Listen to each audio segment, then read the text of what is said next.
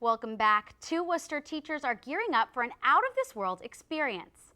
Literally. The trip leaves Earth next week. Our Patricia Nicolas has the story. Dying to come back into my classroom and meet my students and just share with them. Worcester East Middle School art teacher Stacy Lord will be blasting off to space next week. Lord and science teacher Howard Fain are taking part in a special NASA program. Lord says she cannot wait to implement her experience in her classroom. See everything buzzing and humming and all the lights and the sounds, and to be able to just absorb all that and bring it back to my classroom to help teach the students about it. For the past few months, Lord has been training with 28 other teachers from around the United States. And they train us on infrared astronomy. They provide a lot of information. We take this 12-week online class. Lord's been an art teacher in the Worcester Public Schools for 13 years, and she says she couldn't see herself doing anything else. But she really could have never imagined going to space until Fain introduced the idea.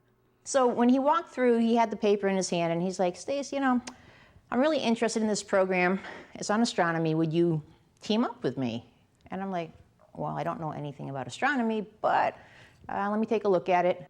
Fain and Lord will go through NASA's Observatory for Infrared Astronomy. And although Lord does not have a science background, she doesn't think there is much of a difference between a scientist and an artist, a mindset that she promotes in her classroom. And there isn't a difference between them.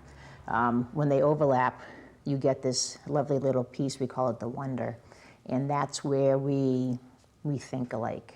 You know, scientists have to be innovators, they have to think critically. They have to ask themselves, what if and why not, and what if we change this? And same when it comes to art. Now, Fain and Lord are scheduled to be in outer space next Wednesday and Thursday, and they both plan to be back in the classroom by next Monday. Lord told me that she hopes this trip will serve as an inspiration to her students. She said, and I quote, "Look at me, I'm just an art teacher and I'm in outer space. Nothing is impossible." Back to you.